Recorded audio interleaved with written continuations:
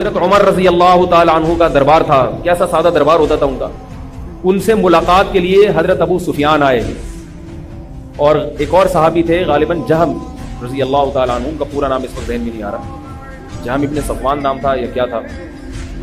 تو یہ بھی سردار تھے اپنی قوم کے. یہ دو سردار آئے ملنے کے لیے اور ایک تیسرے بلال حبشی. حضرت بلال غلام رہے ہیں اور ایک غلام قوم سے آپ کا تعلق رہا ہے ساری زندگی. ظاہر ہے بیچارے غلامی میں گزری، پھر غلامی سے جب آزاد ہوئے تو بھی انہوں نے ملازمت کی، نوکری کی، غربت میں وقت گزارا. اور یہ جو حضرت ابو سفیان تھے اور جہم ابن صفوان نام تھا، یا مجھے پورا نام ابھی یاد نہیں آ رہا، بہت پہلے یہ واقعہ میں نے پڑھا تھا. تو یہ دونوں صحابی تھے سردار عرب کے قریش کے، لیکن یہ دونوں بہت بعد میں ایمان لائے تھے، فتح مکہ کے بعد ایمان لائے ہیں. اور بلال حبشی ہجرت سے پہلے ایمان لائے ہیں، جب ایمان لانا بڑا مشکل تھا، گرم ریتوں پہ لٹایا جاتا تھا. فتح مکہ کے بعد تو ایمان لانا آسان ہو گیا نا، ایمان والوں کو عزت دے دی اللہ نے. اب تو جو کافر ہے اس کی عزت نہیں تھی، ایمان والوں کی عزت تھی. تو حضرت بلال حبشی رضی اللہ تعالیٰ عنہ بھی آئے، ابو سفیان بھی، اور تیسرے صحابی بھی.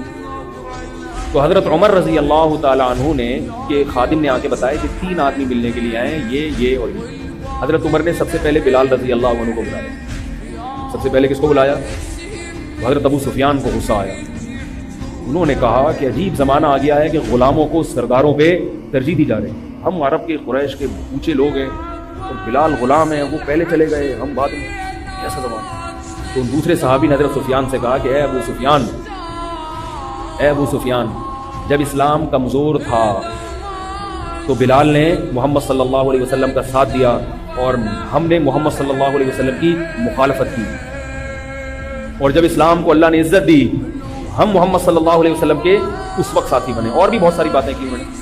تو کہا کہ اب یہ مت سوچو، یہ جو الفاظ ہیں نا یہ ہے اصل سمجھنے کی. اب یہ دیکھو کہ دنیا میں اللہ نے بلال کو یہ ہم پہ عزت دے دی ہے، آخرت میں بھی ہوگی یہ، اور آخرت کی عزت دنیا سے بہت زیادہ ہے.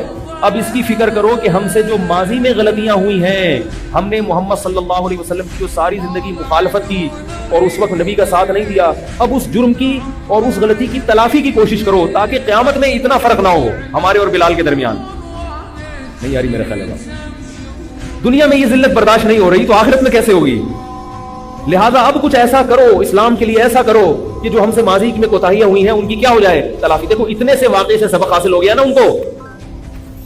جس کا دل زندہ ہوتا ہے، ضمیر مردہ نہیں ہوتا، وہ دنیا کے واقعات سے عبرت حاصل کرتا ہے. وہ دنیا کی گرمی سے جہنم کی گرمی کا سوچتا ہے. وہ دنیا کی ذلت کے بارے میں دیکھتا ہے کہ یار اس میں میرا منہ سیاہ ہو گیا، آخرت میں کیا ہوگا جب اللہ سارے گناہ کو جو ہے نا لوگوں کے سامنے ظاہر کر دیں گے.